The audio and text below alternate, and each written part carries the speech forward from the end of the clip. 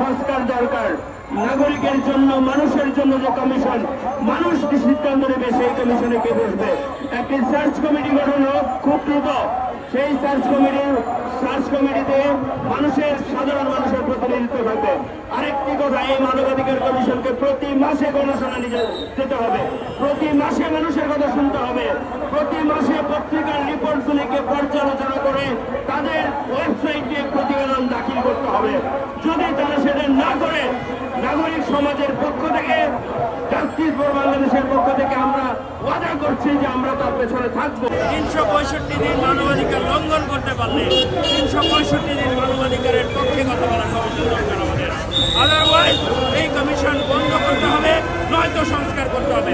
সংস্কার এমনভাবে করতে হবে যেন আমাদের চোখে দেখে মনে হয় এই কমিশন রাস্তায় নামতে পারে, আমাদের জন্য নামতে পারে। আমরা কমিশনের বিরুদ্ধে রাস্তায় না, তারা মানুষের পক্ষে, স্বৈরাচারের বিরুদ্ধে, অত্যাচারীর বিরুদ্ধে, অন্যায়কারীর বিরুদ্ধে এই কমিশন রাস্তায় নামবে। আমরা সেই দৃশ্য দেখতে চাই। এটি হচ্ছে আজকের এই মানবাধিকার দিবসের আমাদের প্রতিবাদ্য, আমাদের মূল দাবি।